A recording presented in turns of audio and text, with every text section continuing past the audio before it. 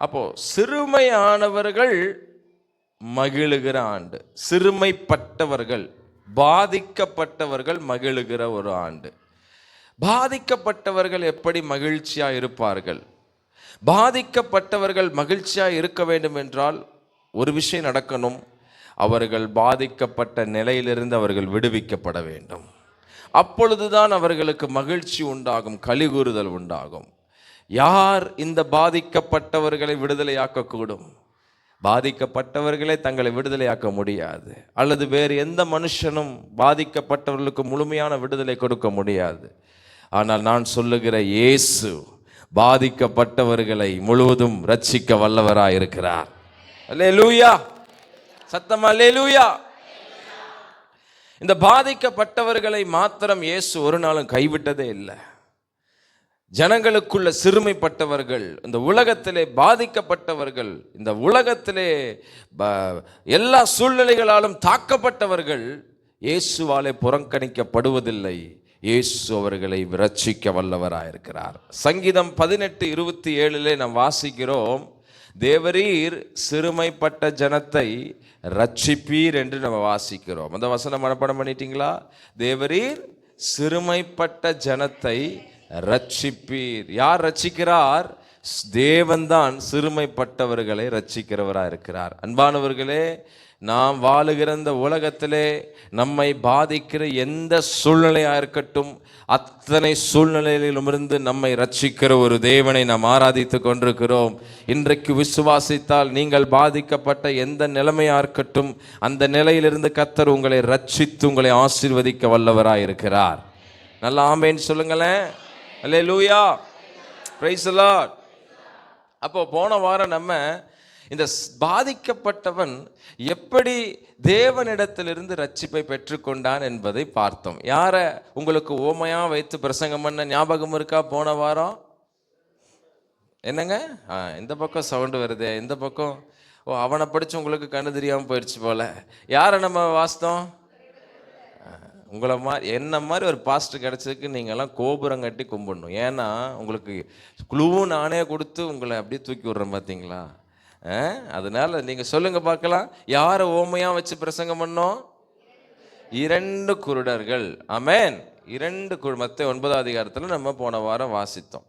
அந்த குருடர்களுடைய விசேஷமான ஒரு நடைமுறை என்னவா இருந்தது என்றால், அவர்கள் இயேசுவை நோக்கி கூப்பிட்டார்கள்.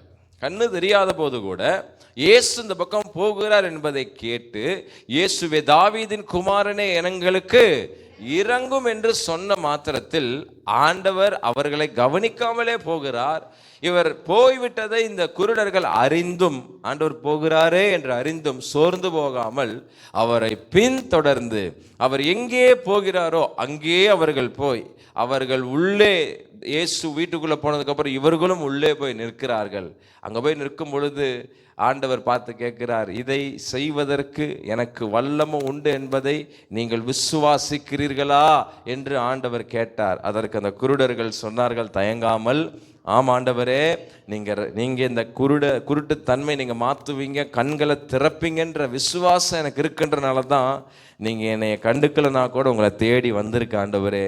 அந்த விசுவாசத்தில் நின்றார்கள். ஆண்டு பார்த்து சொன்னார், உங்கள் விசுவாசத்தின்படியே உங்களுக்கு ஆக கடவுது என்று சொல்லி அவர்கள் கண்களை தொட்டு பாதிக்கப்பட்ட அவர்கள் வாழ்க்கையை கர்த்தர் விடுதலையாக்கி அந்த குருடர்களை மகிழ்ச்சியாக்கினார் இயேசு. எத்தனை பேர் விசுவாசிக்கிறீங்க? நான் தொடர்ந்து இயேசுவை தொடருவேன், அவர் என்னை ரட்சிக்கும் வரையிலும் நான் அவரை விடமாட்டேன், என்னை விடுவிக்கும் வரையிலும் அவரை விடமாட்டேன், அவர் எங்கிருந்தாலும் நான் அவரை போய் அவர்தான் என்னை சுகமாக்க முடியும், அவர்தான் என்னை ரட்சிக்க முடியும், அவர்தான் இந்த நிலையிலிருந்து என்னை மாற்ற முடியும் என்கிற ஒரு உறுதியான விசுவாசத்தோடு பின்தொடர்வேன் என்று போன வாரம் அறிக்கையிட்டோம். எத்தனை பேர் அதே அறிக்கையில் நிற்கிறீங்க? கையசைச்சு காமிங்க பார்க்கலாம். இங்கே இருக்கிறவங்கெல்லாம் இயேசுவை தொடர்ந்து பின்பற்றுவீங்களா? அல்லேலூயா. நிச்சயமா அந்த குருடர்களை போல விசுவாசத்தை விட்டுறாதீங்க ஐயா, தொடர்ந்து பின்பற்றுங்க. ஆண்டவர் உங்கள் எந்த பாதிக்கப்பட்ட நிலையில நீங்கள் சோர்ந்து போயிருந்தாலும் அவை அனைத்திலும் இருந்து விடுவிக்க வல்லவராயிருக்கிறார். அல்லேலூயா. இன்றைக்கும் நான் உங்களுக்கு ஒரு விசேஷித்த ஒரு ஓமையை உங்களுக்கு வைத்து பிரசங்கிக்க விரும்புகிறேன். அல்லேலூயா. போன வாரம் கண்களில் பாதிக்கப்பட்ட அந்த 2 பேர் வாழ்க்கையில் கர்த்தர் செய்த ரட்சிப்பை பார்த்தோம். இந்த வாரம் பிசாசால் பாதிக்கப்பட்ட நபர்களை கர்த்தர் ரட்சித்த விதத்தை பார்க்க போகிறோம். அல்லேலூயா சொல்லலாமா? இன்றைக்கு எத்தனை பேர் நம்புறீங்க நம்மை தடுக்கிற, நம்மை தாக்குகிற, நம்மை சோர்வடைய செய்கிற ஒரு தீய சக்தி இந்த பூமியில் இருக்கு என்று எத்தனை பேர் ஒத்துக்கொள்ளுகிறீர்கள்? இருக்குன்னு நம்புறீங்களா? பிசாசு என்கிறவன் உண்மை. இந்த பூமியில் பிசாசு என்கிற ஒரு கிரியை இருப்பது 100க்கு 100 உண்மை. வேதம் நமக்கு போதிக்கிறது. பிசாசு யாரை அதிகமாய் பாதிப்பான் என்றால், பிசாசு கர்த்தரை அறிந்த பிள்ளைகளை அதிகமாய் பாதிக்கிறான். ஏனென்றால் கர்த்தரை அறிந்த பிள்ளைகள் தான் பிசாசுக்கு பயமுறுத்துகிறவர்களாக இருக்கிறார்கள். அவர்கள் இருக்கும் பொழுது பிசாசுக்கு கொஞ்சம் கலக்கம். அதனால தான் பிசாசு துதிக்கிற பிள்ளைகளை, ஜெபிக்கிற பிள்ளைகளை, இயேசுவை ஆராதிக்கிற பிள்ளைகளை அதிகமாய் தாக்குகிறான், அதிகமாய் தடுக்கிறான், அதிகமாய் சோர்வடைய செய்கிறான். உங்களை அறியாமலே உங்கள் வாழ்க்கையில் சில பிசாசின் கிரியைகளுக்குள்ள நீங்கள் தாக்கப்பட்டிருக்கலாம். ஆனால் விசுவாசிங்கள், என் இயேசு உங்கள் வாழ்க்கையில் காணப்படுகிற பிசாசின் கிரியைகளை அழிப்பதற்காகவே வெளிப்பட்டிருக்கிறார். உங்கள் பிசாசின் பிடியிலிருந்து உங்களை ரட்சிக்க வல்லவராக இருக்கிறார். ஹல்லேலூயா, பிரைஸ் தி லார்ட். பிசாசு பிடித்தவர்களை வேதம் நமக்கு பட்டியலிட்டு காண்பிக்கிறது. அதிலும் இயேசு வந்த பொழுது அநேக பிசாசு பிடித்த மனிதர்கள் இயேசுவுக்கு முன்பாக வந்தார்கள். அவர்கள் அத்தனை பேரையும் இயேசு என்ன பண்ணார்னா விடுதலை ஆக்கினார். உங்களுக்கு நீங்கள் பைபிள் திருப்ப வேண்டாம், பட் பேனாக இருந்தால் எழுதி கொள்ளுங்கள். மார்க் எழுதின சுவிசேஷம் 5ஆம் அதிகாரத்திலே பிசாசு பிடித்த ஒரு நபர், ஒரு வாலிபன், உங்களுக்கு தெரியும். நீங்கள் பைபிள் திருப்ப வேணாம், என்னை மட்டும் பாருங்க.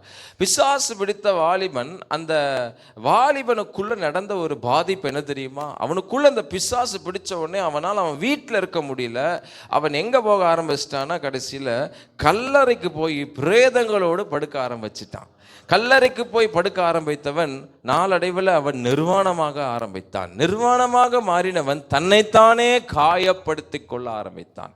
இந்த பிசாசு பிடித்த வாலிபனை இந்த பூமியில் யாராலும் விடுவிக்க முடியல. எந்த மருத்துவத்தாலும் விடுவிக்க முடியல, எந்த சைக்காலஜிஸ்டாலையும் முடியல, எந்த மாத்திரனாலும் அவனுடைய பாதிப்பிலிருந்து விடுதலையாக்க முடியல. ஆனால் ஒரு நாள் கெனசரேத் பகுதியில் இயேசு கடலில் படகுலிருந்து இறங்கி கால் வைத்த உடனே அந்த பிசாசு பிடித்த வாலிபனை ஆண்டவர் விடுதலை ஆக்கினார். எத்தனை பேர் அந்த சத்தியத்தை அறிந்திருக்கிறீர்கள்? அதே போல் மார்க் எழுதின சுவிசேஷம் 7ஆம் அதிகாரத்தில் நீங்கள் வாசிக்கும் பொழுது ஒரு சிறு பெண், ஒரு சின்ன பிள்ளை, அந்த பிள்ளைக்கு பிசாசு பிடித்திருந்தது. பிசாசு பிடித்த அந்த பிள்ளைக்காக தாய் இயேசுவினை பின்னாடியே வருகிறாள். பின்னாடி வரும் பொழுது ஆண்டவர் நெக்லெக்ட் பண்ணுறாரு. நீ யூதன் கிடையாது, நீ யூத குலம் கிடையாது, பிள்ளைகளின் அப்பத்தை எடுத்து நாங்கள் நாய்க்கு போடுறதில்லைன்னு ஆண்டவர் சொல்லும் பொழுது அந்த அம்மா சொல்கிறா, இல்லாண்டவரே அந்த ரொட்டி துண்டு கீழே விழுந்துச்சுன்னா அது நாய்கள் தின்னுமேன்னு சொல்லும் பொழுது அந்த வாஸ்தை பார்த்து ஆண்டவர் சொன்னாரு, அங்க இருக்கிற இடத்துல சொன்னார், நீ போ, உன் பிள்ளைக்குள்ள இருக்கிற பிசாசு வெளியே போயிருச்சு என்று சொன்னார். அல்லேலூயா. அடுத்தது மார்க் எழுதின சுவிசேஷம் 9ஆம் அதிகாரத்தில் நீங்கள் வாசித்து பார்த்தீங்கன்னா, ஒரு தம்பிக்குள்ள பிசாசு ரொம்ப நாளாக இருந்தது. அது என்ன தாக்கத்தை உண்டாக்கி இருந்துச்சுன்னா, அவனை வாய் பேச விடாமல் அவனை ஊமையாக்கி இருந்தது. ஊமை மாத்திரமல்ல, சில நேரங்களில் அவன் பிசாசுக்குள்ள பயங்கரமான கிரியைகள் அவன் தாக்கும் பொழுது அவன் பல்லை கடித்து நுரை தள்ளுவான். நம்ம மெடிக்கலில் சொல்லணும்னா அவனுக்கு ஃபிட்ஸ் வரும். நிறைய பேர் நினச்சாங்க அவனுக்கு நரம்பு பிரச்சனை அல்லது மூளை பிரச்சனை அல்லது அவனுக்கு ஃபிட்ஸ் வர வியாதி இருக்குன்னு. ஆனால் ஃபிட்ஸ் கிடையாது, அது பிசாசாலே வந்த வியாதி. அந்த வாலிபனை சுகமாக்க யாராலும் முடியலை. அந்த வாலிபனை சுகமாக்க இயேசுவால மட்டும்தான் முடிந்தது. இயேசு வந்தார், அந்த தாயினுடைய சத்தத்தை கேட்டார், கூக்குரலை கேட்டார், அவனை விட்டு வெளியே போ என்று அந்த பிசாசை அதட்டினார். அவன் அலக்களித்து வெளியே போனான், அந்த மகன் சுகமானான். ஹல்லேலூயா. 4வது பிசாசு பிடித்த ஒரு சப்ஜெக்ட் பார்த்தீங்கன்னா லூக்காவில் இருக்கும், 19 அதிகாரத்தில் இருக்கும். அந்த 4வது பிசாசு பிடித்த ஒரு தாய், ஒரு ஸ்திரீ, ரொம்ப நாளாக பலவீனப்படுத்துகிற ஆவி அந்த ஸ்திரீக்குள் இருந்து நிமிர முடியாத அளவுக்கு அவளை கூனியாக்கி வைத்திருந்தது. நிறைய பேர் நினைச்சாங்க அவள் கூனியானது அவளுடைய ஜெனட்டிக் ப்ராப்ளம் அல்லது முதுகு தண்டு வடத்தில் பிரச்சனை அல்லது அவளுடைய முதுகுல ப்ராப்ளம் அப்படின்னு சொல்லி நினைச்சாங்க. ஆனால் இயேசுக்கு மட்டும்தான் தெரியும் அந்த கூன் விழுந்தது எதனாலனா அவளுக்குள்ள பிசாசின் கிரி இருந்தது. வசனம் அப்படியே சொல்லுது, பலவீனப்படுத்தும் ஆவி அவளை அலக்களித்து கொண்டிருந்தது. அவள் எவ்வளவேனும் நிமிரக்கூடாத கூனியா இருந்தால் இயேசு வந்தார், அந்த பிசாசை அந்த சரீரத்திலிருந்து விரட்டி விட்டார். நிமிரக்கூடாத கூனி, பல ஆண்டுகளாக நிமிர முடியாத அந்த பெண்ணுடைய வாழ்க்கையில தேவன் தலை நிமிர செய்தார். பாதிக்கப்பட்ட பிசாசின் பிடியிலிருந்து ரட்சிக்கிறவர் இயேசு ஒருவர் மட்டுமே. எத்தனை பேர் விசுவாசிக்கிறீங்க? இன்றைக்கும் நான் சொல்லுகிறேன், 4 பகுதிகளில் வாசித்து இன்னைக்கு உங்களுக்கு சொல்லி இருக்கிறேன். எந்த இடத்துல உங்கள் வாழ்க்கை பிசாசினால் பாதிக்கப்பட்டிருந்தாலும் அந்த இடத்துல இயேசு விடுதலையாக்க வல்லமையுள்ளவராக இருக்கிறார். நான் வாசித்தோமே மார்க் 5ஆம் அதிகாரத்தில் அந்த கல்லறையில் அதே போல நிர்வாணமாக தனித்து விடப்பட்டவனாக தன்னைத்தானே காயப்படுத்தி கொண்டவனாக இருந்த வாலிபனை போல இன்றைக்கு அநேக வாலிபர்கள், அநேக சகோதரிகள், அநேக சகோதரர்கள் தங்கள் வீடுகளிலே இல்லாமல் ரோட்டில் அலைந்து திரிவது, வீடுகளுக்குள்ள தங்காதபடி, குடும்பத்தோடு இணையாதபடி, சபையோடு இணையாதபடி தனித்து காணப்படுகிற ஒரு நிலைமை, அது பிசாசு பிடித்த ஒரு நிலைமைக்கு சமமாக இருக்கிறது. அல்லேலூயா சொல்ல மாட்டீங்களே? ஆமென். தன்னுடைய நிர்வாணம் என்ன என்பதை அறியாதபடி அந்த வாலிபன் தன்னுடைய எல்லா வசத்தை கலட்டி சுற்றினான். அப்படி இன்றைக்கு நிறையா பேர் ஆண்டவருடைய பிள்ளைகளாக இருக்கிற நம்மை பிசாசு பாதித்ததுனால நம்முடைய மகிமையை காத்து கொள்ளாதபடி, நம்முடைய பரிசுத்தத்தை காத்து கொள்ளாதபடி, நமக்கு கொடுத்த அழைப்பை காத்து கொள்ளாதபடி காற்றிலே பறக்கடித்து விட்டு நம் நிர்வாணிகளாய் சுற்றி திரிகிறோம். அது மாத்திரமல்ல, நம்மை நாமளே காயப்படுத்தி கொண்டிருக்கிறோம். பல முறை நம்மையாமே பேசுகிறோம், நம்மளை நாமளே வார்த்தையால் கொன்று கொள்ளுகிறோம். இப்படிப்பட்ட ஒரு சூழ்நிலை இருக்கிறதுக்கு காரணம், பாஸ்டர் வாழ்க்கை சரியில்லைன்னு சொல்லாதீங்கய்யா, அம்மா வாழ்க்கை சரியில்லைன்னு சொல்லாதீங்க, நமக்குள்ள பிசாசின் தாக்கம் இருக்கிறது. நம்மளை அறியாமலே நம்ம காயப்படுத்திக்கிறோம், நம்மளை அறியாமலே தனித்து போகிறோம், யாரோடையும் ஒட்ட முடியல அப்படின்னா நமக்குள்ள பிசாசின் கிரியை தாக்கி கொண்டிருக்கிறது. நான் சொல்லுகிறேன், இன்றைக்கு அப்படிப்பட்ட நிலைமையில் யாராவது இருப்பீங்கன்னா இன்றைக்கே கை உயர்த்துங்க, இயேசுவேன்னு கூப்பிடுங்க.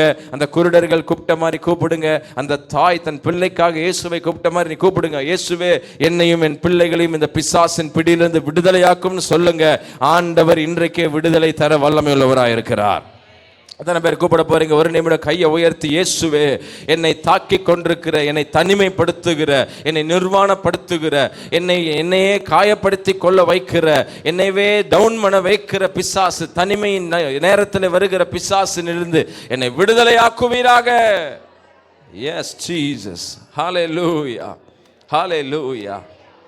சில நேரங்களில் வியாதிகள் நம்ம நினைக்கிறோம் சாப்பாடு சரியில்லாதனால அல்லது இயற்கை சூழ்நிலைகள் மாறுறதுனால வியாதி வருதுன்னு நம்ம நினைக்கிறோம். இல்லைங்க, சில நேரங்களில் பிசாசாலையும் வியாதி வரும். அந்த சிறு பையனுக்கு என்ன நடந்துச்சு? அவன் பல்லை கடித்து ஊமையாக இருந்தான். ஊமையாக இருந்தாவே இன்னைக்கு பேச்சுக்கு நம்ம நிறையா டிபார்ட்மெண்ட் வந்துருச்சு. இஎன்டி போகிறாங்க, நிறைய விஷயங்கள் பண்ணுறாங்க. பிசாசு பிடிச்சதுக்கு எங்கே இஎன்டி கேட்க போகுது? அல்லேலூயா. நுரதல்ற ஃபிட்ஸுக்கு எங்கே போய் நீங்கள் நரம்பியல்ல போய் பார்க்க போகிறீங்க? என்ன வைத்தியம் பண்ணாலும் அது சரியாகாது. சில நேரங்களில் என்ன வைத்தியம் பண்ணாலும் நம்முடைய பலவீனம் போகாமல் இருக்கும். பார்த்துருக்கிறீங்களா? என்னதான் மாத்திரை சாப்பிட்டாலும், என்னதான் நல்லா சாப்பிட்டாலும் ஒரு ஸ்ட்ரென்த்தே வராது. அதற்கு காரணம் என்ன தெரியுமா? நம்ம உடம்பு ஒத்துழைக்கலன்னு அர்த்தம் இல்லை, நம்ம ஏதோ ஒரு இடத்துல பிசாசு வியாதியில் பாதித்து கொண்டிருக்கிறான் என்று அர்த்தம். நான் சொல்லுகிறேன், இன்றைக்கு உங்கள் சரீரத்தில் நீண்ட நாள் எதை செய்தாலும் அந்த வியாதி போக மாட்டேங்குது பாஸ்டர்னு சொல்றீங்களா? இன்னைக்கு அடையாளப்படுத்துங்கள்.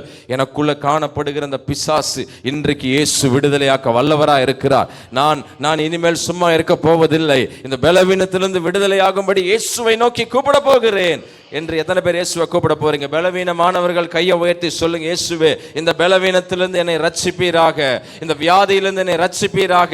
கையை உயர்த்தி கேளுங்கம்மா. தலைவலி கொண்டு வருகிற பிசாசு, கழுத்து வலியை கொண்டு வருகிற பிசாசு, இடுப்பு வலியை கொண்டு வருகிற பிசாசு, உங்கள் ரத்தத்தை உறிஞ்சுகிற பிசாசு, ஓ ஹல்லேலூயா, கட்டிகளை உண்டாக்குகிற பிசாசு, இதையெல்லாம் இயேசு விடுதலையாக்க வல்லவரா இருக்கிறார். கையை உயர்த்தி நல்லா கேளுங்க. உங்கள் அறியாமலே ரொம்ப நாள் பலவீனம் இருக்கிறதா? உங்கள் ரத்தத்தில் பிரச்சனை இருக்கிறதா? உங்கள் மூளையில பிரச்சனை இருக்கிறதா? உங்க வாயில பிரச்சனை இருக்கா?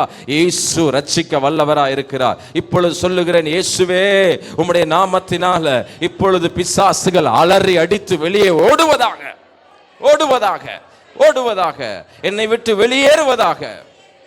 ஹல்லேலூயா, ஹல்லேலூயா. அடையாளப்படுத்துங்கள், எப்பொழுதும் கவனமாக இருங்கள். எனக்குள்ள சில பலவீனங்கள் வருது என்றால் அது வெறும் மருத்துவத்துறையில் மாத்திரமல்ல, அது பிசாசின் கிரியைகளாக கூட இருக்கலாம். அல்லேலூயா. இன்றைக்கு வியாபாரத்தில் நல்ல முன்னேறுகிற சில முக்கிய நபர்கள், அவர்கள் வளருவதை பிடிக்காதவர்கள் இன்றைக்கு மறைமுகமாக மந்திரங்களை ஏவி வியாதியை ஏவி விடுகிற நிலைமைக்கெல்லாம் வருகிறது. கவனமா இருங்கள். இயேசு மாத்திரம்தான் எல்லா பிசாசின் வல்லமைகளையும் அழிக்க வல்லவராய் இருக்கிறார். இயேசுவை சார்ந்து கொள்ளுங்கள். ஆமென். கடைசியா பார்த்த லூக்கா 19 அதிகாரத்தில் எவ்வளவேனும் நிமிரக்கூடாத கூன். இது எதை குறிக்கிறது என்றால், வாழ்க்கையில என்ன சம்பாதிச்சாலும் நம்மளால் நிமிரவே முடியாத ஒரு போராட்டம், பலவீனப்படுத்துகிற ஒரு ஆவி, குடும்பத்தை என்ன சம்பாதிச்சாலும், என்னதான் உண்மையா இருந்தாலும், என்னதான் நம்ம பிரயாசப்பட்டாலும் எந்திரிக்கவே முடியாத ஒரு நிலைமையில நீங்க இருப்பீங்கன்னா, நான் சொல்லுகிறேன், இன்றைக்கு ஆண்டவர் சொல்ல விரும்புகிறார் உங்களுக்கு, உங்களை பலவீனப்படுத்துகிற ஆவி உங்களை இத்தனை நாளாய் கட்டி வைத்திருக்கிறது உணர்ந்து இயேசுவை நோக்கி கூப்பிடுங்கள். நீங்கள் எவ்வளவு நாள் நிமிர முடியாமல் இருந்தாலும் கர்த்தர் இன்றைக்கு உங்களை நிமிரச் செய்வார். ஏனென்றால் எங்கள் ஆண்டவர் உங்களை நிமிர்ந்து நடக்க பண்ணுகிற தேவனாயிருக்கிறார். ஹல்லேலூயா, ஹல்லேலூயா. ஆமா, அப்போ கன்ஃபார்மா நம்மளை சுத்தி என்ன தெரிஞ்சுக்கிட்டே இருக்கும்? சத்தமா சொல்லுங்க, என்ன தெரிஞ்சுக்கிட்டே இருக்கும்?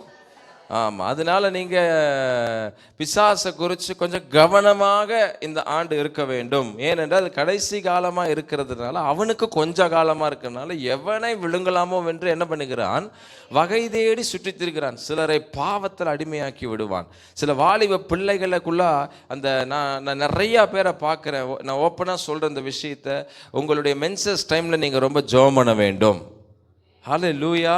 அந்த நேரத்தில் நீங்கள் பலவீனமாக இருக்கும் பொழுது பிசாசு சொல்ல வருவான். சகோதரர்களை, நீங்கள் ஏதாவது தனிமையாக இருக்கும்போது பிசாசு சொல்ல வருவான். நீங்கள் மனைவியோடு இருக்கும் பொழுதோ அல்லது பிள்ளைகளோடு இருக்கும் பொழுதோ சபையோடு இருக்கும் பொழுது அவனால் அதிகமாக தாக்க முடியாது. என்றைக்கு நீங்கள் தனியாக அப்படி வரீங்களோ அன்றைக்கி உங்களை அப்படியே பிராக்கெட் பண்ணி தூக்குவதற்கு அவன்கிட்ட வல்லம் இருக்கிறது. ஆகவே தான் நாம் கவனமாக இருக்கும் இந்த கடைசி நாட்களில். ஆனாலும் நான் விசுவாசத்தில் சொல்லுகிறேன், உங்களை சுற்றி எவ்வளோ பிசாசின் போராட்டங்கள் இருந்தாலும் இன்றைக்கு இயேசு அத்தனை போராட்டங்களையும் உங்களிலிருந்து ரட்சிக்க வல்லவராயிருக்கிறார். நம்பிக்கை இருக்கிறதா? விசுவாசிக்கிறீங்களா? விசுவாசிக்கிறீங்களா? நான் உங்களை தட்டி எழுப்புகிறேன், உங்கள் விசுவாசத்தை தட்டி எழுப்புகிறேன்.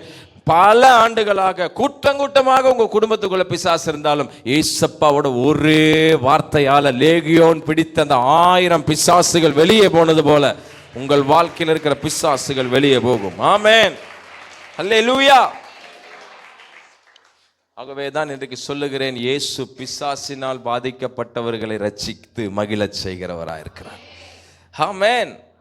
சிலருக்கு அப்படி பிசாசு சரீரத்துக்குள்ளே அந்த மாதிரி பிசாசு, சிலர் மனிதனுக்குள்ளே பிசாசு உள்ளே உட்காந்து நம்ம கூட போராடிக்கிட்டே இருக்கிறான். ஒன்று கணவன் பிசாசாக மாறிடுறான், இல்லைன்னா மனைவி பிசாசாக மாறிதான், பிள்ளைக பிசாசாக மாறிதான், பக்கத்து வீட்டுக்கார பிசாசாக மாறிடுறான். நான் சொல்லுகிறேன், எங்கே பிசாசு இருந்தாலும் அதிலிருந்து நம்ம ரட்சிக்க வல்லவராக இருக்கிறார். கையை உயர்த்தி ஆமென் சொல்லுங்க பார்க்க. ஹல்லேலூயா. சரி, அதில் இன்றைக்கி நான் சொன்ன பகுதி எல்லாம் ஒரு இன்ட்ரடக்ஷன் தான். இப்போ தான் நம்ம மெசேஜுக்குள்ளே போகிறோம். ஆமென். இன்றைக்கு ஒரு சுவாரஸ்யமான ஒரு பகுதி எடுத்து வாசிக்க போகிறோம். மார்க் எழுதின சுவிசேஷம் 1ஆம் அதிகாரம். நீங்கள் நான் சொல்லுகிற வசனத்தை சேர்ந்து வாசித்து நம்ம பிறகு அதை தியானிக்கலாம். மார்க் எழுதின சுவிசேஷம் 1ஆம் அதிகாரம் 21வது வசனத்திலிருந்து 26வது வசனம் வரையிலும் வாசிக்கலாமா? மார்க் எழுதின சுவிசேஷம் 1ஆம் அதிகாரம் 21வது வசனத்திலிருந்து 26வது வசனம் வரையிலும் வாசிங்களேன்.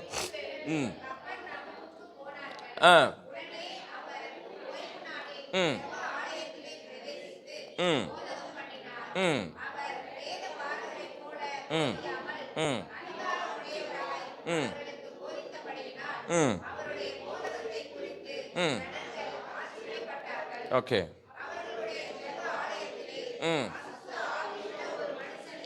நான் சொல்லாத ஒரு சாப்டர் இது. மொத்தம் 4 தான் சொன்னேன், இது 5வது. இன்னைக்கு இதுதான் எடுத்து பிரசங்கம் பண்ண போறோம். ஆமென். ஒரு அசுத்தாவியுள்ள மனுஷன் இருந்தான். ஐயோ, நசரேயனாகிய இயேசுவே என்ன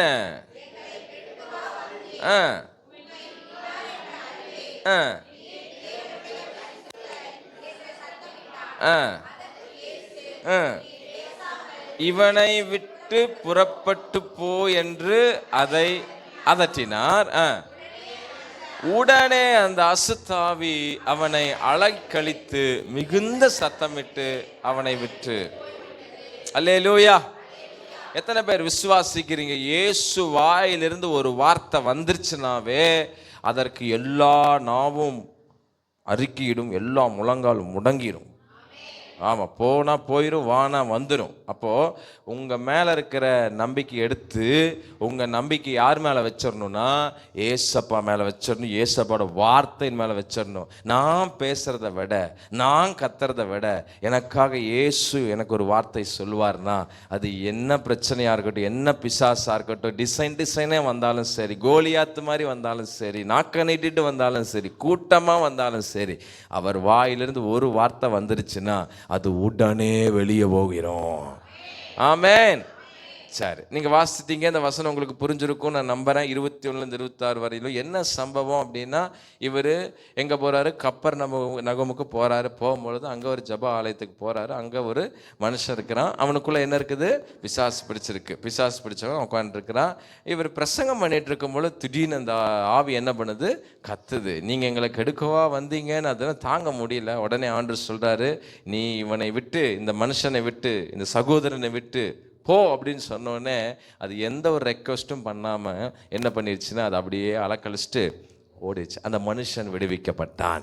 பல நாள் பாதிக்கப்பட்டு, பிசாசால் பாதிக்கப்பட்ட அந்த மனுஷன் விடுவிக்கப்பட்டு அவனை மகிழ்ச்சி ஆக்கினார். ஏசாயா 29:19 திரும்ப சொல்லுங்க பார்க்கல, வேகமாக சொல்லுங்க. சிறுமையானவர்கள், எளிமையானவர்கள் பரிசுத்தருக்குள் களி கூறுவார்கள். சிறுமைப்பட்ட ஜனம் மகிழுகிற ஒரு ஆண்டு இது. பிசாசாலே பாதிக்கப்பட்டு சிறுமைப்படுத்தப்பட்டவர்களாய் வாழ்ந்திருப்பீர்கள் என்றால் ஆண்டவர் உங்களை மகிழ்ச்சியாக்குகிற ஆண்டு இது. இந்த வார்த்தை ஆண்டவர் தெளிவாய் சொல்லுகிறார். எத்தனை பேர் ஆமென் சொல்லி அல்லேலூயா? ஓகே, போகலாம், நம்ம கதைக்குள்ளே போகலாம். என்றைக்குமே நம்ம எடுத்து அப்படியே சொல்கிறது கிடையாது. ஆண்டவர் கொடுக்குற வெளிச்சத்தை தான் உங்களோட பேசுகிறேன். நாம வேகமாக கவனிக்கலாமா? ஒவ்வொரு வசனமாக நம்ம பார்க்க போகிறோம்.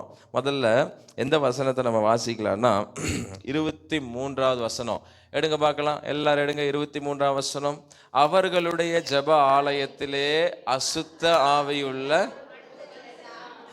சரி, இப்போ என்னோட கேள்வி என்னன்னா, இந்த மனுஷன் எங்கே இருந்தாங்கிறது ஒரு கேள்வி வருது. அது ஒன்று.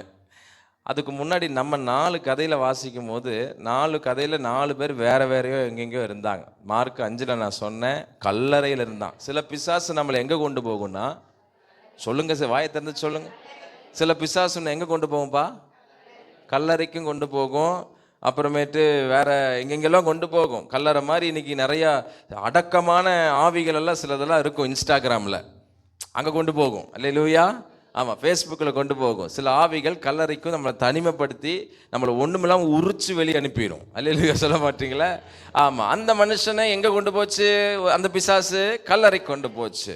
அப்புறம் இந்த ஒரு சின்ன பிள்ளை, அது எங்கே இருந்துச்சுன்னா வீட்டிலே தான் இருந்துச்சு. வீட்டுக்குள்ளே முடக்கு.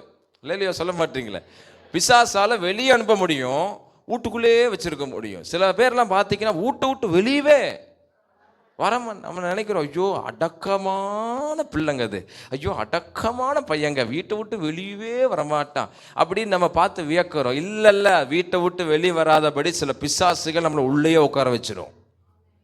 எத்தனை பேருக்கு புரியுது நான் பேசுறது? புரியுதா? ஆமென். அதிகமாக வெளியும் சுற்றக்கூடாது, அதிகமாக வீட்டில் இருக்கக்கூடாது. அப்படிப்பட்டவங்க யாராவது இங்கே இருக்கிறீங்கன்னா இன்றைக்கே ஜெபம் பண்ணிடுங்க. ஆண்டவர் உங்கள் பிசாசை விரட்ட வல்லவராக இருக்கிறார். அல்லேலூயா.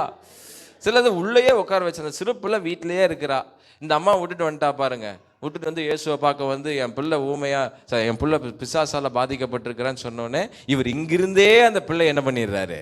விடுதலை ஆக்குறாரு. இது 2வது. 3வது ஒரு பிசாசு இந்த வாயை ஒரு மாதிரி கடிச்சுக்கிட்டு நுரதள்ளிக்கிட்டு வாய் பேச முடியாமல் அந்த பையனை அப்படி ஒரு பாதிப்பு, அந்த நிலைமை கொண்டு போயிடுச்சு. ஒரு வியாதி நிலைமை கொண்டு போயிடுச்சு பிசாசு. அவன் அங்கங்கேயும் இருக்கிறான், இங்கெங்கேயோ இருக்கிறான். அவன் இந்த நிமிரக்கூடாத கூனி பாருங்க, அவ வாழ்க்கையிலையும் அந்த பிசாசு அப்படி ஒரு பாதிப்பு உண்டாக்குச்சு. வேற எங்கேயோ ஒரு இடத்துல கொண்டு போயிடுச்சு. இங்கே நம்ம மார்க் 1ஆம் அதிகாரத்தில் 21லேருந்து 26 வரை வாசிக்கிற பிசாசு இது எங்கே நடத்துச்சு தெரியுமா? அந்த மனுஷனை. அல்லேலூயா சொல்ல. நீங்கள் சில பேர்லாம் சிரிக்கிறத பார்க்கும் போதே நீங்கள் வெளிச்சத்தை கண்டுபிடிச்சிட்டிங்கன்னு நான் நினைக்கிறேன். பிசாசு பிடிச்சாவே நம்ம நினைக்கிறோம், நம்ம ஐயோ ஒரு மனுஷனுக்குள்ள பிசாசு இருந்துச்சுன்னா சர்ச்சுக்குள்ளேயே விடாதுங்க. நாம் பார்த்த பிசாசெல்லாம் அங்கே தான் பார்த்தோம். ஆனால் நம்ம பார்க்காத பிசாசு இன்னைக்கு நான் இன்ட்ரடியூஸ் பண்ணுறேன். அதெல்லாம் எங்கே தெரியுமா இருக்கும்? அப்போ யாருங்க இருக்கிறப்போ? நம்ம சர்ச்சுக்குள்ளே யார் இருக்கப்போ? ஆ. வெளியே சில நபர்கள் வரும்பொழுது பிசாசு பிடித்தவர்கள் உள்ள வருவதற்கு தயங்குவார்கள். சில பிசாசு உள்ள அனுமதிக்காது. சில பிசாசு உள்ள அனுமதிக்காத ஊழியமே பண்ண வச்சிடும். இல்லையா சொல்ல? சில பிசாசு நம்மளை என்னவே பண்ண வைக்கும். தம்பி கேட்குறீங்களா? நல்லா அந்த வார்த்தை கேளுங்க. சில பிசாசு உங்களை ஊழியமே பண்ண வைக்கும். உங்களை எல்லாருக்கும் முன்னாடியும் அந்த பிசாசு ஒரு பெரிய ஆளாக காட்ட வச்சிரும். பிசாசால திருடவும் முடியும், பிசாசால உங்களை ஆசீர்வதிக்கவும் முடியும். இயேசுவை அழிக்க பிசாசால முடியல, அதனால தான் கொடுத்து கெடுக்க விரும்பினான். பார், இந்த உலகம் முழுதும் என்னுடைய கண்ட்ரோல் இருக்கு, நான் தரேன், I am going to give you, இது என்னுடையது, உனக்கு தரேன், பணிந்து கொள்ளுங்கன்னு கொடுக்க முடியுது. பார்த்தீங்களா பிசாசால? இப்போ சில நேரத்தில் நம்ம நினைக்கிறோம் பிசாசு வெளியே தான் இருப்பான் அப்படின்னு. இல்லை, சில நேரத்தில் பிசாசு நம்மளை உள்ளவே நடத்துவான். சரி, இது ஒரு காரியம். அப்போது இதிலிருந்து நான் ஒன்று விளங்கி கொண்டேன். இந்த சத்தியத்தை தியானிக்கும் பொழுது நான் விளங்கி கொண்டேன், இங்கே இருக்கிற அநேகர் ஆவிக்குரிய வாழ்க்கையில் இல்லது சபை வாழ்க்கையில் அல்ல கிறிஸ்தவ வாழ்க்கையில் எல்லாரும் பரிசுத்த ஆவியில் நிறைஞ்சிருப்பாங்கன்னு சொல்ல முடியாது. ஏனென்றால் இங்கே வேதம் சான்று சொல்லுகிறது, அந்த அசுத்தாவியில் மனுஷன் இருந்த இடம் எங்கன்னா ஜெப ஆலயத்தில். இயேசுங்க பிரசங்கம் பண்ணும்பொழுது அங்கே பைபிளை திறந்து வச்சுட்டு ஆமேன்னு சொல்லிக்கிட்டு இருக்கான் அந்த பிசாசு. நீங்கள் ஆமேன்னு சொல்கிறதுக்கு பயப்படுறீங்கன்னு எனக்கு தெரியுது. அல்லேலூயா. அந்த பிசாசை யாராலையும் அடையாளப்படுத்த முடியலை. அப்படிப்பட்ட ஒரு மனுஷன் இப்படி ஒரு வினோதமாக பாதிக்கப்பட்டிருக்கிறான். பிசாசு பிடிச்சா ஒன்றா பல்ல கடிக்கணும், இல்லைன்னா தன்னைத்தானே காயப்படுத்தணும், இல்லைன்னா மயக்கம் போட்டு உழுகணும், இல்லையா ஒரு ஆக்ரோஷம் பண்ணணும், ஏதாவது ஒன்று பண்ணணும், இல்லையா இப்படின்னு தலை என்ன பண்ணணுங்க? நம்ம ஊர் பிசாசெல்லாம் என்ன பண்ணுதுங்க? ஆட்டுறது என்ன, நாக்க நீட்டுறது என்ன, டே அப்படின்னு கத்துறது என்ன? நம்ம ஊர் பிசாசு அப்படி கத்துது. அந்த ஊர் பிசாசுகள்லாம் வினோதமாக வியாதியை கொடுத்துச்சு, கூணாக்குச்சு, ஊமையாக்குச்சு, அந்த மாதிரி தான் பண்ணியிருந்தா பரவாயில்ல. இந்த மனுஷனுக்கு, இந்த வாலிபனுக்கு என்ன பிரச்சனை அப்படின்னா, இவன் நல்லா சர்ச்சுக்கு வரான், நல்லா ஆராதிக்கிறான், நல்லா ஆண்டவரை தொழுது கொள்கிறான், வீட்டுக்கு போகிறான், எல்லாம் செய்கிறான். ஆனால் ஏதோ ஒரு ப்ராப்ளம் அவனுக்குள்ளே இருக்குது. என்னன்னா உள்ளுக்குள்ளே என்ன உட்காந்துட்டு இருக்குது?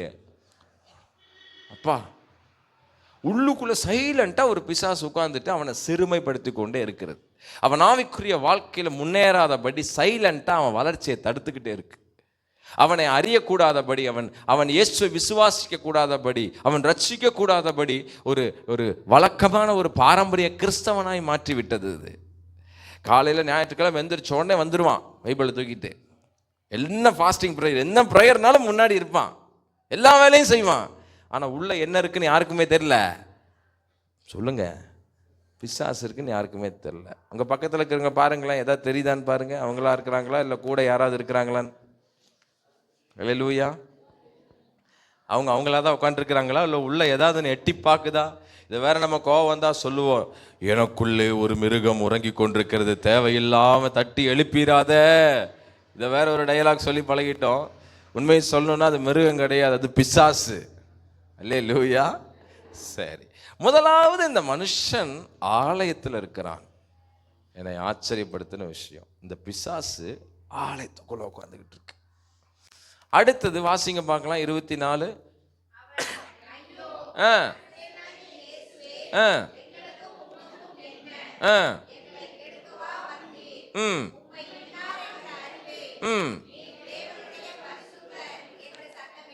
அந்த சத்தமிட்டான்றது யாருன்னா மனுஷன் இல்லை, அது பிசாசு தான் சத்தமிடு. ஏன்னா இன்னொரு விஷயத்தில் ஆச்சரியப்படுத்தின விஷயம் என்ன தெரியுமா?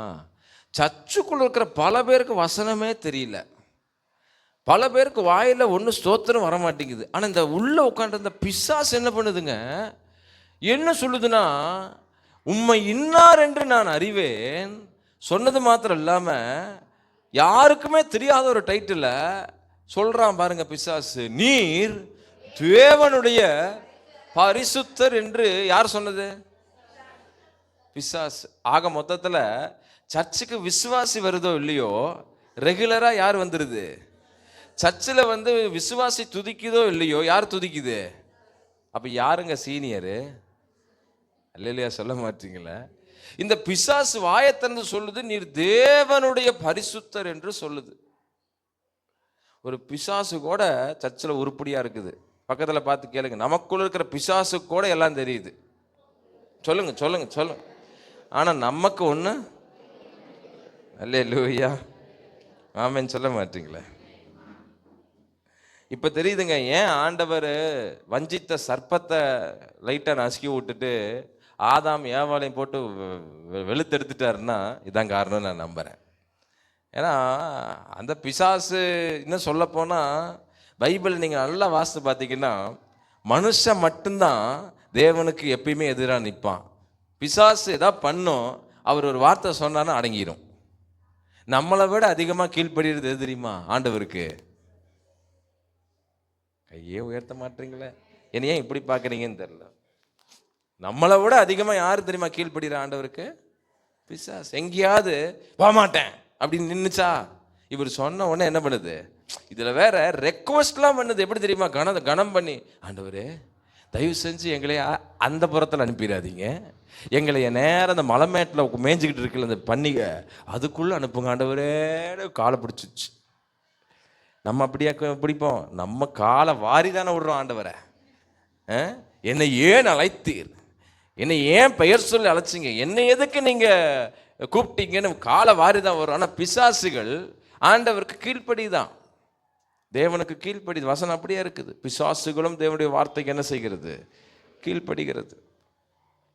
பிசாசுகளுக்கு நன்றாக வசனம் தெரியும். ஆக மொத்தத்தில் இன்னைக்கு சப்ஜெக்ட் யாரை வச்சு தெரியுமா உங்களுக்கு ஆண்டவர் போதிக்கிறாரு?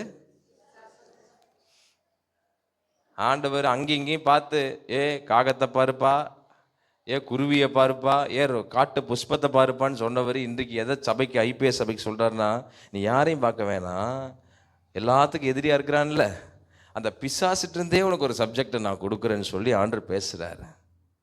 இந்த சம்பவம் ரொம்ப சுவாரஸ்யமாக இருக்கா இல்லையா? ரெண்டு காரியம் சொல்லுங்க பார்க்கலாம். ஒன்று, அந்த பிசாசு ரெகுலர் விசுவாசி.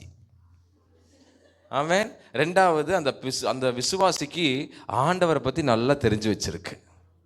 எனக்கு ஒரே கேள்விங்க, இத்தனை வருஷமா வரீங்களே, நீங்கள் ரெகுலர் விசுவாசியா அல்லது நீங்கள் ஆண்டவரை பற்றி என்ன அறிஞ்சு வச்சிருக்கிறீங்க?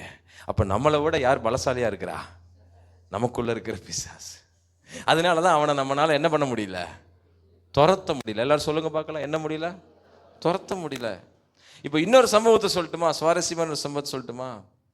ஏங்க, பாதிக்கப்பட்டவன் தானே கூப்பிட்டுருக்கணும். ஐயா என்னால் முடியலையா, நானும் வரங்கய்யா போகிறேங்கய்யா, எனக்கு ஒன்றும் விளங்க மாட்டேது ஐயா, இயேசுவே நீங்கள் உங்களை பற்றி எல்லாரும் சொன்னாங்க, நீங்கள் எல்லாரும் விடுவிக்கி, எனக்கு என்ன ப்ராப்ளம்னே தெரியல, எனக்கு வியாதியா இல்லை என்ன, எனக்கு மூளையில் பிரச்சனை ஒன்றுமே தெரியல அப்படின்னு யார் இயேசுவை நோக்கி கூப்பிட்டுருக்கணும்னா இந்த பாதிக்கப்பட்ட மனுஷன் தான் கூப்பிட்டுருக்கணும். ஆனால் இவன் கூப்பிட்றதுக்கு முன்னாடியே யார் கூப்பிட்டுட்டா?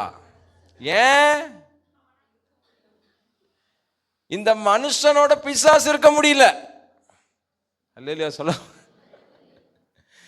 இது கொஞ்சம் டிசிப்ளினா வந்துட்டு போகுது. இந்த மனுஷனை நம்மளால என்ன பண்ண முடியல, நம்ம கண்ட்ரோலுக்கு கொண்டு வர முடியலன்னு சொல்லி இந்த பிசாசுக்கு கோவம் வந்து, தயவு செஞ்சு ஆண்டவரே நீங்க என்ன பண்றீங்க, நான் நிறைய பேருக்குள்ள இருக்கும் போது என்னை விரட்டுனீங்க, தயவு செஞ்சு இப்போ நானே கேட்கிறேன் ஆண்டவரே, இந்த விசுவாசிட்டு இருந்து என்னை விளக்கிருங்க ஆண்டவரே, தாங்க முடியல ஆண்டவரே. பிசாசு ஆண்டவர்கிட்ட முதல்ல கேட்குது, என்னைய தயவு செஞ்சு வேதனைப்படுத்திடாதீங்க, நீங்கள் யாருன்னு எனக்கு தெரியும். பிசாசு கேட்குது. அன்பானவர்களே, இந்த சுவாரஸ்யமான சம்பவத்தில் ஒன்று புரியுது. இன்றைக்கி மெசேஜ் அவ்வளோதான். இன்றைக்கி ஒன்று விஷயத்தை சொல்கிறேன். உங்களுக்குள்ளே ரெகுலராக எல்லாம் நடக்குது, ஆனால் ஏதோ ஒரு பாதிப்பில் நான் இருக்கிற மாதிரி ஃபீல் ஆகுது. என்னமோ தெரியல, என் மனசு அப்படியே கடினமாக இருக்குது, என் மனசில் சமாதானம் இல்லை, சந்தோஷம் இல்லை. நான் சர்ச்சுக்கு போகிறேன், நல்லா ஆண்டவர் துதிக்கிறேன், அப்பப்போ நல்லா இருக்குது, அப்பப்போ சோர்ந்து போயிடுது. இதற்கு ஒரு காரணம், நம்மளை அறியாமலே சில பிசாசுகள் நம்மளை என்ன பண்ணி கொண்டிருக்குன்னா பாதித்து கொண்டிருக்கோம். நான் சொல்லுகிறேன், அந்த பாதிப்புலேருந்து நீங்கள் விடுதலை ஆகணும்னா இயேசுவால் மட்டும்தான் முடியும். ஐயா, அன்றைக்கு இயேசு வந்து அந்த பிசாசா பேசி வெளியே போன மாதிரி இன்னைக்கு ஏதாவது ஒன்று பேசுங்க ஐயா, எனக்குள்ள மறைஞ்சிருந்தா தயவு செஞ்சு என்ன பண்ணிட்டோம், பேசி வெளியே போகட்டும்னு சொல்லி கேட்காதீங்க. இன்னைக்கு ஆண்டவர் அப்படி உங்களை விடுதலை ஆக்க போறதில்ல. உங்களை ஆக்கிரமிச்ச பிசாசை பார்த்து கத்துக்கொண்டாவே போதும், நீங்க விடுதலை ஆயிருவீங்க. அந்த பிசாசு செஞ்ச ரெண்டே காரியம் என்ன தெரியுமா? ரெகுலரா சர்ச்சுக்கு வந்தது. ஏன் தெரியுமா? வார வாரம் சர்ச்சுக்கு வந்தது, அடக்கி கொண்டு வந்தது. எப்படியாவது இந்த விசுவாசிட்டு நான் வெளியே போய் நான் மாட்டிக்கிட்டேன் அப்படின்னு பிசாசு கதறுது. அல்லேலூயா. ஆமா, இந்த மனுஷன் உட்காந்து தூங்குறான, உள்ள இருக்கிற பிசாசு வசனத்தை நல்லா கேட்குது. அல்லேலூயா சொல்ல மாட்டீங்களே? இங்க விசுவாசி என்ன பண்ணுது? நல்லா தூங்குது. ஆனா உள்ள இருக்கிற பிசாசு நல்லா கேட்டுருச்சு சத்தியத்தை. எதுக்கு தெரியுமா அது கேட்டுச்சு? எப்படியாவது இந்த மனுஷன் இருந்து விடுதலையா. நான் சொல்றேன், அதை அப்படியே தலைகீழா போடுங்க. நீங்க ரெகுலரா சர்ச்சுக்கு வந்து நீங்க ரெகுலரா சத்தியத்தை கேட்டு பாருங்களேன், உங்களுக்குள்ள இருக்கிற பிசாசு வெளியே ஓட ஆரம்பிச்சிடும். எத்தனை பேர் கை தட்டி ஆமென்னு சொல்றீங்க? ஹல்லேலூயா. இந்த ஜெப ஆலயத்துல இருந்த இந்த ஒரு பிசாசு, சரியா தேவனை புரிந்து வைத்திருந்த பிசாசை ஆண்டவர் விடுதலையாக்க முடியும் என்றால், ஆக்சுவலாக மனுஷனை தான் விடுதலையாக்கினா, நான் தான் இன்னைக்கு புதுசாக அப்பார்ட் ஃப்ரம் தியாலஜிக்கல் ரெவலேஷனாக பேசிக்கிட்டு இருக்கிறேன். அவன் இறையெல்லாம் அது கிடையாது. ஆனால் நான் உங்களுக்கு புரிகிற மாதிரி சொல்கிறேன். அந்த பிசாசு சரியாக சர்ச்சுக்கு வந்து நல்ல வசனத்தை கேட்டு நீர் யார் என்பதை அறிந்திருக்கிறேன்னு சொல்கிற அந்த பிசாசு வாழ்க்கையில் ஒரு விடுதலை கொடுப்பாருன்னா, நம்ம வாழ்க்கையில் கொடுக்காமலா இருக்க போகிறாரு? அது அந்த பிசாசு செஞ்ச ரெண்டு நல்ல விஷயம். ஒன்று, சரியாக ஆலயத்துக்கு வந்துடும். ரெண்டாவது, வசனத்தை நல்லா கேட்கும். நான் சொல்கிறேன், அவ்வளோ வல்லமையான பிசாசே அதை ரெண்டு செய்யும் போது ஒரு விடுதலை மனுஷனுக்கு கிடைக்கும்னா, அதை நாம செய்யும் போது நம்மளை எந்த பிசாசாவது அண்டுமா? எந்த பிசாசாவது நம்மளை தாக்குமா? தாக்கவே தாக்காது. அதனால தான் சொல்கிறேன், கல்லறையில் சுற்றுற மாதிரி ஞாயிற்றுக்கிழமை அங்கேயும் சுற்றக்கூடாது. அல்லேலூயா. தனித்து விடப்பட்ட மாதிரி அவன் அங்கெங்கேயோ சுற்றுறான் பாருங்க, ரோடாக சுற்றின மாதிரி ஞாயிற்றுக்கிழமை எங்கேயும் சுற்றக்கூடாது. தேவனுடைய ஆலயத்திற்கு வர வேண்டும். ஆமென். சபை கூடி வருதலை சிலர் விட்டு விடுகிறது போல நாமும் விட்டு விடாதபடி ஒருவருக்கொருவர் என்ன சொல்லணும்னு சொல்றாரு? ஆறுதல் சொல்லக்கூடாதான், புத்தி சொல்லணும். ஏனென்றால் நாட்கள் சமீபித்திருக்கிறது என்று வேதம் சொல்லுகிறது. அப்படின்னா விழுங்குகிற நாட்கள், பிசாசு எல்லாரையும் பாதிக்கிற நாட்கள் இது. நம்மை நாம் தேவ ஆலயத்திலே, சபையிலே நம்மை நாம் அர்ப்பணித்து எப்பொழுதும் ஆலயத்தில் இருக்கிறதற்கு இன்றைக்கு அர்ப்பணியுங்கள். நீங்கள் எந்த பிசாசால பாதிக்கப்பட்டிருந்தாலும் கர்த்தர் உங்களை மகிழ்ச்சியாக்க வல்லவராயிருக்கிறார். இன்னொன்று, நல்ல சத்தியத்தை கேளுங்க சிஸ்டர், பிரதர். நீங்கள் நல்ல சத்தியத்தை கேட்டீங்கன்னா தான் உங்களுக்குள்ள ஒரு விடுதலை நீங்கள் பெற முடியும். ஏனென்றால் வேதம் யோவான்ல 8 சொல்லுது, மேலும் சத்தியத்தையும் அறிவீர்கள், சத்தியம் உங்களை விடுதலையாக்கும். அந்த வார்த்தை நல்லா கேட்டீங்கன்னா கர்த்தர் உங்களை நிச்சயமா எல்லா பாதிப்பிலிருந்து விடுதலையாக்க வல்லவராயிருக்கிறார். ஆமென் சொல்லலாமா? பிரைஸ் எல்லாம். ஐயா, எனக்கு நுரதல் இல்லை, நான் கல்லறைக்கெல்லாம் போகல, ஆனால் நீங்கள் சொன்ன மாதிரி தாங்க ஐயா, நான் ரெகுலராக என்ன பண்ணிடுறேங்க, ஆனால் எனக்குள்ளே ஏதோ ஒன்று ஒளிஞ்சிக்கிட்டு இருக்கிற மாதிரியே இருக்குது. சில பிசாசு பொறாமைங்கிற வேஷத்தில் உட்காந்துக்கிட்டு இருக்கும். சில பிசாசு பெருமைங்கிற வேஷத்தில் உட்காந்துக்கிட்டு இருக்கும். சில பிசாசு பார்த்தீங்கன்னா கீழ்ப்படியாத ஒரு பிசாசாக உட்காந்துக்கிட்டு இருக்கும். சில பிசாசு பார்த்தீங்கன்னா அன்பே இல்லாமல் கோபத்தின் பிசாசாக. ஆனால் சர்ச் கரெக்டாக வருவோம், எல்லாம் பண்ணுவோம், அந்த கோபம் மட்டும் போகவே மாட்டேங்குது பாஸ்டர். அந்த கசப்பு மட்டும் நீங்கவே மாட்டேங்குதுங்க பாஸ்டர். ஐயோ, அந்த ஒரு பதற்றம் மட்டும் என்னை விட்டு போகவே மாட்டேங்குது. சிலதான் பயத்தின் ஆவியாக உட்காந்துருக்கும் பாருங்க. எல்லாம் வருவாங்க, எல்லாம் பண்ணுவாங்க, உள்ளுக்குள்ளே பதறிக்கிட்டே இருப்பாங்க, பயம் இருந்துக்கிட்டே இருக்கும். எதையாவது ஒன்று நினச்சா எக்ஸ்ட்ரீம் லெவலில் போய் பயப்படுவாங்க. நான் சொல்லுகிறேன் இன்றைக்கு, அதெல்லாம் ஒரு சின்ன சின்ன பிசாசு உள்ள உட்காந்து வேலை பார்க்கறது. அதை நீங்கள் விடுதலை ஆக்கணும்னா சரிவர நீங்கள் கர்த்தரை அறிந்து கொள்ளுங்கள். சரியாக கர்த்தரை தேடி ஆலயத்திற்கு வாருங்கள். இந்த ஆண்டு நீங்கள் விடுவிக்கப்படுகிற ஒரு ஆண்டு. அல்லேலூயா சொல்லலாமா? எத்தனை பேர் அப்படிப்பட்ட நிலைமையிலிருந்து விடுதலை ஆக்கப்பட விரும்புகிறீர்கள்? எழும்பி நிற்கலாமா? ஜெபம் பண்ணலாமா? ஒரு 5 நிமிடம் உங்களை அர்ப்பணித்து ஜெபம் பண்ணுங்க. ஆண்டவர் உங்களை விடுதலையாக்க வல்லவராக இருக்கிறார்.